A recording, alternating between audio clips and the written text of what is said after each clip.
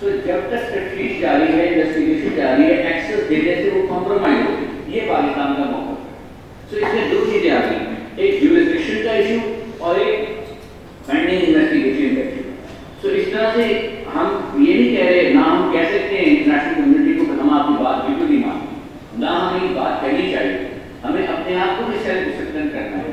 ان conventions کی understanding کا فائدہ یہ ہے کہ ریاست اپنے آپ کو انٹرنلی ٹھیک بھی کرتی ہے۔ کئی ریاست کی پالیسیز ہوتی ہیں جو غلط ہوتی ہیں، جو قانون کے خلاف ہوتی ہیں، ریاست کو ان کی وجہ سے سفر کرنا پڑتا ہے، نقصان اٹھانا پڑتا ہے۔ اگر آپ کو لا کی اویئرنیس نہیں کہ بین الاقوامی قانون آپ سے کیا کہہ رہا ہے تو ہم پھر اس کی امپلیمنٹیشن نہیں کر پائیں گے۔ تو اس لیے میری کوشش یہ ہوتی ہے کہ جو بین الاقوامی قانون ہے اس کو لوگوں تک پہنچایا، ایون پارلیمنٹ تک پہنچایا جائے، ایون صوبوں تک پہنچایا جائے۔ جب میں منسٹر تھا تو میں نے یہ ٹریٹی امپلیمنٹیشن سیلز کی نوٹیفکیشن ایشو کی ہے تمام پروونسز میں، اور اس کا مطلب یہ تھا کہ ان بین الاقوامی ٹریٹیز کا ترجمہ لوکل لینگویج میں بھی ہو، کیوں نہ پشتو میں بات کی سانسی کا ترجمہ ہوا ہو اور لوگوں کو پتا ہو، مدرسوں میں، اسکولوں میں، پارلیمنٹ میں، پنجاب میں ہوا ہو، تو لوگ پارٹی دیکھیں تو صحیح بین الاقوامی آبلیگیشن ہم پر کیا ہے۔ باہر یہ سر ڈسکشن آگے چل سکتی ہے۔ سر اور کوئی سوال نہیں؟ میرا نام اسد امین خان ہے، آئی ایم جج اکاؤنٹیبلٹی کورٹ پشاور۔ میرا کوشچن یہ ہے کہ ہم چونکہ مختلف ٹریٹیز یا کنونشنز کے سگنیٹری ہیں اور اس کے بیسس پر ہمیں اپنے ملک میں بھی لا بنانے پڑتے ہیں، جیسے وومن جوینائل لاز ہیں، انٹلیکچوئل پراپرٹی ہے، کنزیومر لاز ہیں، منی لانڈرنگ ہے، انوائرمنٹ پروٹیکشن کے لیے لاز ہیں۔ لیکن جب جو لاز ہم بنا رہے ہیں یا وہ افیکٹو نہیں ہے یا وہ کافی حد تک افیکٹو ہے یا اس میں ہمیں ول آف اسٹیٹ نظر نہیں آ رہی ہے، تو کیوں کر ہم ایسے ڈیفارمیٹیو لاز بنا رہے ہیں جن کی امپلیمنٹیشن بھی ہمارے لیے پاسبل نہیں ہے اور جن کے ریزنس کے لیے ہم وہ لا ہم نے بنایا ہے اس کے وہ جو ایسنس ہے اس کو ہم نہیں گراسپ کر رہے ہیں۔ یہ آپ کا سارے سوال بہت اچھے ہیں، آئی مسٹ اپریشیٹ۔ جو آپ سوال کر رہے ہیں، دیکھیے اس کے دو اپروچز ہوتی ہیں۔ ایک اپروچ تو یہ ہوتی ہے کہ آپ یہ کہیں کہ قانون کیا ہے، قانون ایک نیا رویے کا نوٹس ہے جو پیپل بائی دا گورنمنٹ، ایک نئے ڈسپلن کا نقطۂ آغاز ہے۔ تو ریاست تنبیہ کرتی ہے اپنے سٹیزن کو، جسے کہنا ہے ہی از پٹ آن نوٹس کہ ریاست اب ایسے گوان کی جائے گی، ریاست کا یہ فریم ورک ہوگا۔ اب دو اپروچز ہیں، ایک یہ جب تک ود دا گورنمنٹ نہ ڈیولپ ہو جائے اس وقت تک قانون کی شکل میں اس کو امپلیمنٹ نہ کیا جائے، ایک یہ اپروچ ہے۔ دوسری اپروچ یہ ہے کہ چلیے اگر بل نہیں ڈیولپ ہو گئی، قانون بن جانے سے وہ بل آہستہ آہستہ بلڈ اپ ہونا شروع ہو جائے گی۔ تو یہ دو اپروچز ہیں۔ میرا خیال ہے ہم دوسری اپروچ کو زیادہ اڈاپٹ کر لیتے ہیں، جس کا آپ نے نام دیا انٹلیکچوئل پراپرٹی لا کا۔ اب انٹلیکچوئل پراپرٹی کی کنونشن ہے، انٹلیکچوئل پراپرٹی کیا ہے کہ آپ کی اور میری انٹلیکٹ کی پراپرٹی جو ہمارے دماغ کی اختراع ہے، جو اشرف المخلوقات ہونے کی حیثیت اللہ تعالیٰ نے ہمیں ایک پوٹینشیل دیا ہے، ہم اس پوٹینشیل کا استعمال کرتے ہوئے کوئی شاعری کرتے ہیں، کتاب لکھتے ہیں، کوئی فارمولہ بیان کرتے ہیں، کوئی ایجاد کرتے ہیں، کوئی گانا لکھتے ہیں، یہ ہمارے انٹلیکٹ کی پراپرٹی ہے۔ اس کو ہم رجسٹر کرواتے ہیں اور ہم کہتے ہیں کہ میں اس کا انچارج ہوں، اگر کسی نے اس کو استعمال کرنا ہے تو استعمال کرنے کے مجھ کو پیسے دے، اس کے لیے باقاعدہ قانون پیٹنٹ ایکٹ ہے، کاپی رائٹ ایکٹ ہے، فلانا ایکٹ ہے، پھر اس کے ساتھ کنونشنز ہیں۔ اب جب یہ پیٹنٹ ایکٹ وغیرہ آیا تھا تو لوگ ہنستے تھے، اچھا آج بھی ہنستے ہیں۔ اب آہستہ آہستہ اویئرنیس آنا شروع ہو گئی ہے۔ اب آہستہ آہستہ لوگ جب دیکھتے ہیں میری حسن صاحب بیمار تھے، پٹھانے خان صاحب بیمار ہوتے، اس کو والی گانے اس کے بہترین ہوتے، پوری دنیا ڈھونڈتی ہے، سر ڈھونڈتی ہے، لیکن پیسے اس کے بعد علاج کے نہیں ہوتے۔ پھر لوگوں کو خیال آتا ہے یار اگر اس نے ای ایم آئی کے ساتھ اگریمنٹ کیا ہوتا ہے انٹلیکچوئل پراپرٹی کا تو آج رائلٹی اس کی فیملی کھا رہی ہوتی ہے، تو کیوں نہ اس کے ساتھ ایک اگریمنٹ کر لیا جائے۔ اور وہ کون سی مٹھائی والے جو ہے وہ مردان میں جو پیڑا کون سا پیڑا بدایونی پیڑا۔ اب بدایونی پیڑا جو ہے وہ کوئی صاحب بدایون سے وہ فارمولہ لے کر مردان آ کر سیٹل ڈاؤن ہو گئے اور انہوں نے اس ریسیپی کو اب وہ پیٹنٹ کرا رہے ہیں تاکہ وہ بدایون کے پیڑے کا جو فارمولہ جو اس شخص کا جو آج سے 100 سال پہلے اس نے ویژولائی اب اس کی انٹلیکچوئل پراپرٹی ہے، کسی نے سوچا، اس میں محنت کی، کئی سال لگائے، پھر ایک فارمولا ایک فارمولیشن ڈیولپ کی، اس کا بھی رائٹ ہے، اس کی فیملی کا بھی رائٹ ہے کہ اس کو اس کا کوئی دیا جائے. تو میرا مطلب یہ ہے ہیومن مائکروسافٹ کیا ہے؟ مائکروسافٹ کو یہ ایک شخص نے کمپیوٹر کا پروگرام بنایا، دنیا میں جب بھی وہ بکتا ہے اس سے ایک پرسنٹیج 1% پوائنٹ کچھ پرسنٹ اس کے گھر پہنچ جاتا ہے، وہ گھر میں سو رہا اور امیر ہوتا جا رہا ہے. تو یہ انٹلیکچوئل پراپرٹی کا قانون ابھی متعلق ہوا، ابھی اس میں بل شاید نہیں ہو، لیکن آہستہ آہستہ اس مومنٹم میں آج ڈسکس کر رہا ہوں، کل آپ کسی سے بات کریں گے، پرسوں آپ کے پاس کوئی کیس آئے گا، آپ اس کیس کے ریپرزینٹ کوئی چیز لکھیں، کسی کو ریلیف دے دیں گے اور آہستہ آہستہ ایک مومنٹم بننا شروع ہو جائے گا. تو جب سوسائٹیز ایوالو ہوتی ہیں، ملک آگے بڑھتے ہیں، ان میں میچورٹی ڈیولپ ہوتی ہے، تو اسی طرح چھوٹے چھوٹے بینچ مارکس کے تھرو بننا شروع ہوتی ہے. تو میرا اس پہ یہ رائے ہے کہ اگر قانون بل کے بغیر بھی بن رہا ہے تو بھی وہ چینج کی غمازی کر رہا ہے، چینج لے کر آ رہا ہے. 2010 میں جب اینٹی منی لانڈرنگ ایکٹ بنا تھا، لا بنا تھا، تو منی لانڈرنگ کا کسی کو پتہ ہی نہیں. میں آپ ہم سارے روٹین میں حوالہ کے جو پیسے لیتے تھے، کسی کا بچہ پڑھ رہا ہے اس کو پیسے جا رہے آ رہے، پھر آہستہ آہستہ اویئرنیس ہونا شروع. یہ کیا ہے؟ اچھا پریڈیکل ڈیفینس کا ہوتا ہے، اس کا تعلق، اس کا مطلب ہے کسی ایک باسکٹ آف کرائم ہے، 40 کرائم ہیں، ان سے بھی پیسہ جنریٹ ہو رہا ہے، اس پہ لگ رہا ہے یہ منی لانڈرنگ ہے. اچھا یہ ایسے کیسے ٹیکس ایویژن ہے کہ نہیں ہے؟ اب آہستہ آہستہ گریجویٹ پھر بینکوں نے سختی کرنی شروع کر دی. وہی بینک مینیجر جو میرے اور آپ کے دوست ہو سکے، انہیں چاہیے مجھے لگائیں، اپنے کوئی ایفیڈیوٹ دیں، ہمیں بتائیں، نو دائی کسٹمر، یہ وہ سب چیزیں. سو جب وہ قانون آیا اس وقت اس کی اویئرنیس پر کوئی سیریس نہیں تھا. آہستہ آہستہ آہستہ آہستہ ایک طرف بات کرنا شروع ہو گئی.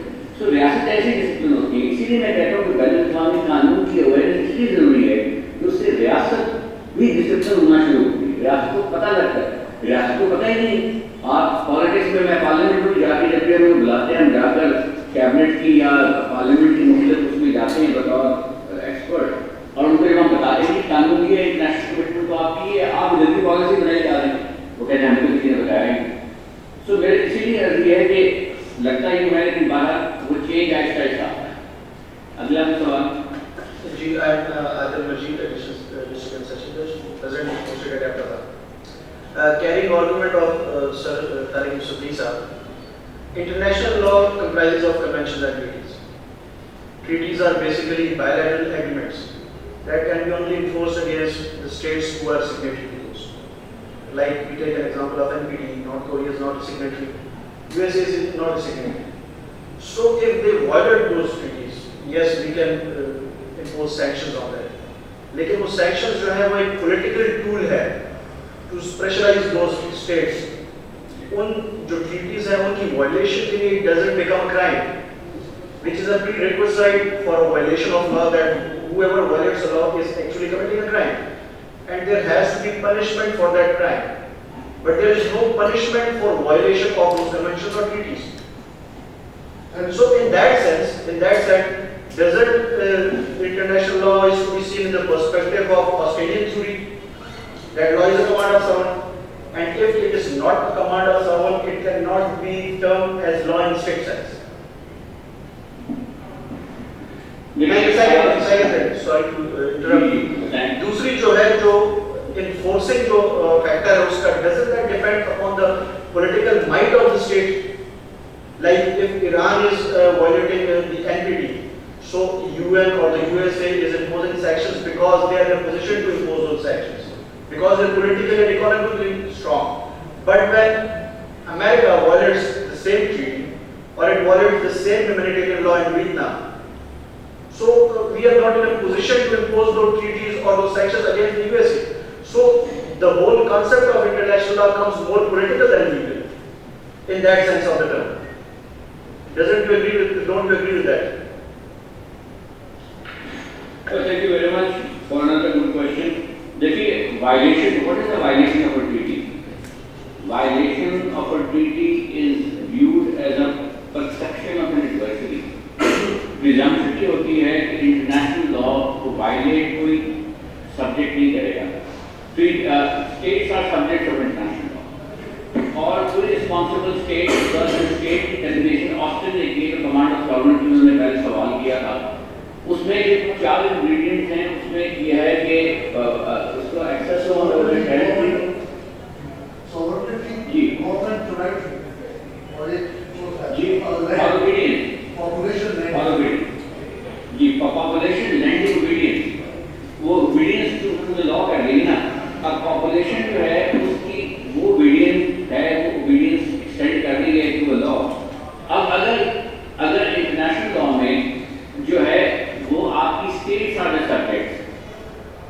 So states commit, once they sign a treaty, they commit. So they are not expecting someone super state to sit and enforce it. They themselves enforce it. आप याद करें हजूर पाक सल्लल्लाहु अलैहि वसल्लम का ज़माना जो है, उस वक्त वो मुआहदे करते थे. He was actually an international law practitioner. Sales of goods act की treaty उन्होंने की. Agent principal के कॉन्ट्रैक्ट हज़रत खदीजा के साथ उन्होंने किए. बेशुमार ट्रीटी जो फेमस ट्रीटीज हैं उनकी वो की जगह है. Khutbah was a unilateral declaration of human rights and so on so forth. जब वो ये ट्रीटीज कर रहे थे हजूर पाक सल्लल्लाहु अलैहि वसल्लम, तो उनके जहन में क्या फ्रेमवर्क था? क्या he was under the fear कि कोई और बैन अवी यूएन उस पर बैठेंगे जो इन्फोर्स करेगी? नहीं, हम खुद करेंगे. मैं बतौर पार्टी करूँगा, जो मेरे साथ इसको एक्सिक्यूट कर रहा है वो भी करेगा. सो मुआहदा is always between two people who agree to be bound by the content of what it says. Now if it is being violated, violation provisions are not now listed in that. What would violation mean? लिहाजा पहली condition ये है कि कोई मुल्क कभी ये नहीं मानता मैं वायलेशन कर रहा हूँ. वायलेशन मैं और आप कहते हैं, हम कहते हैं इंडिया इंडियन वाटर ब्यूटी की वायलेशन कर रहा है. इंडिया कहता है मैं तो नहीं कर रहा. मेरी तो इंटरप्रिटेशन ऑफ ब्यूटी ये है कि मैं ये पानी ऐसे बेच सकता हूँ, ऐसे रोक सकता हूँ. तो ये मेरी इंटरप्रिटेशन है जो इंडिया कह रहा है. हम कहते हैं आप वायलेट कर रहे हैं. सो violation become the perception of N adversary. कोई रियासत ओपनली नहीं कहती. जो कहती है कि हमने क्लाइमेट चेंज कन्वेंशन को एग्री नहीं करना चाहिए था, वो कहती है हमें इसे विड्रॉ कर लेना चाहिए. ट्रम्प क्या कह रहा है? क्लाइमेट चेंज कन्वेंशन से विड्रॉ करो. क्यों कह रहा है? वो कह सकता है मैं वायलेट करता हूँ. वो वायलेशन करना कह ही नहीं सकता, चाहे वो कितनी पावरफुल स्टेट क्यों ना हो. विड्रॉ कर सकता है. विड्रॉ करके वायलेशन उसको ऑब्लिगेशन रहती नहीं. सो इसलिए दूसरी जो चीज़ है वो ये है कि जो आप बात कर रहे हैं कि वायलेशन और the political mind of the state है वो अपनी जगह है. उसका एक पॉलिटिकल एस्पेक्ट है. पॉलिटिकली कानून को लोग यूज भी करते हैं. इसीलिए मैंने शुरू में किया था लॉफेयर का एक कॉन्सेप्ट है कि कैसे कानून को इस्तेमाल किया जाए प्रेशर ऑन द स्टेट. अब उसमें हमारा फर्ज क्या बनता है? बतौर पाकिस्तानी, बतौर मुसलमान, हम भी तैयारी करके नेगोशिएशन के लिए हैं. हम तैयार होते नहीं. जब भी एग्रीमेंट्स नेगोशिएट, आप आज आके इलेक्शन के बाद गूगल पर जाकर यूएन का कैलेंडर ऑफ इवेंट्स देख लें अगले साल का कि कौन कौन से नेगोशिएशन दुनिया में कहाँ कहाँ हो रही है, किस ट्रीटी पर. पूरा एजेंडा है. जिनेवा में फलाना इजलास हो रहा है हफ्ते का, वियना में ये वाला इजलास हो रहा है, जोहान्सबर्ग में ये सेशन हो रहा है, जहाँ आपने अपने मुल्कों से लोगों को भेजना होता है कि वो नेगोशिएशन करें और बेहतर ट्रीटी को नेगोशिएट करें. वहाँ हम तैयार होकर नहीं जाते. जब ट्रीटी बन जाती है हम उनसे कहते हैं कि ये तो हमने हमारे खिलाफ साजिश हो रही है. ये साजिश तो हो रही है. हम खुद कहाँ थे जब ट्रीटी की नेगोशिएशन हो रही थी? हजूर करीम सल्लल्लाहु अलैहि वसल्लम स्पेशलाइज्ड लोग रखे हुए जो ट्रीटी को नेगोशिएट करते थे. वो मोहरें बनाई हुई थी. He was an international law practitioner. He new कि आपने अपना इन्फ्लुएंस जनरेट करना है तो सबसे बड़े लॉ फेयर के दाई वो खुद थे.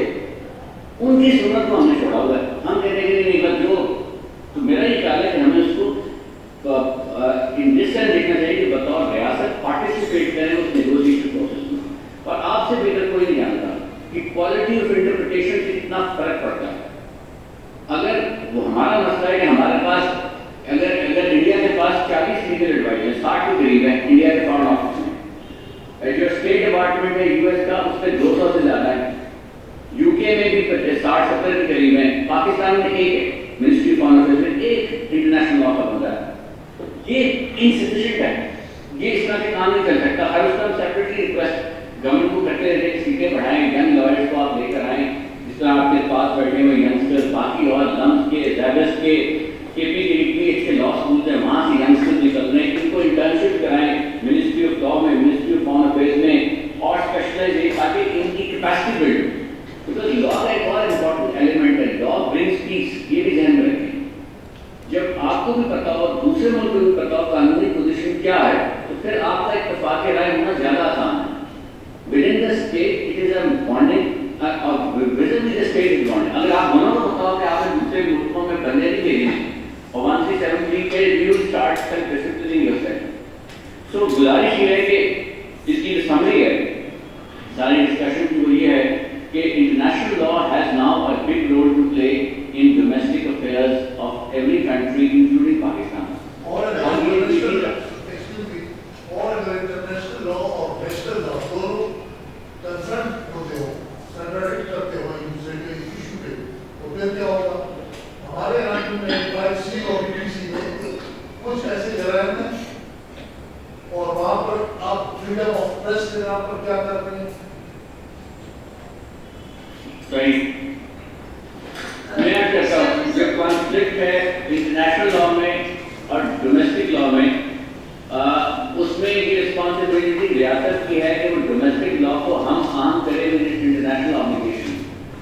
آپ نے ہیومن رائٹس کا کنونشن ریٹیفائی کیا ہوا ہے, ICCPR, international covenant on civil and political rights, اور آپ کا ڈومیسٹک لا ہے اس کی وائلیشن کر رہا ہے, تو پھر پاکستان کی ریاست ایز اے ہول رسپانسبل قرار پائے گی.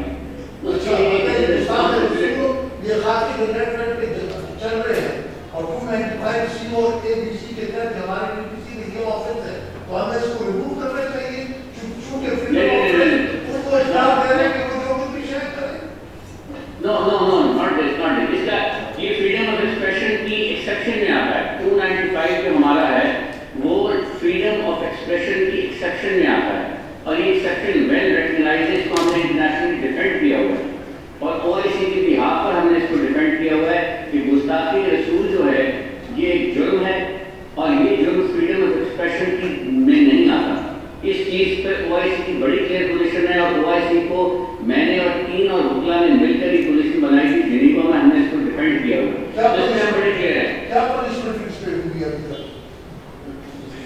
نہیں, اس کی پنشمنٹ کی تفصیلات تو میرے پاس نہیں ہے, مگر میں آپ کو بتا رہا ہوں کہ انٹرنیشنل لا میں جو باقی کنونشنز کی امپلیمنٹنگ لیجسلیشن ہے, جس طرح آپ کے ہائی جیکنگ کا آفینس ہے, جس طرح منی لانڈرنگ کا آفینس ہے, یہ ضروری تو نہیں ہے کہ جو انٹرنیشنل لا بن رہا ہے وہ ساری دنیا کو ایکسیپٹ کرو. بالکل نہیں ہے. I agree. Then the way forward is کہ we should not ratify those conventions, we should not sign those conventions. جس میں ایسا لا بن رہا ہے جو ہمیں پسند نہیں ہے, اور ایسے ہوتا ہے.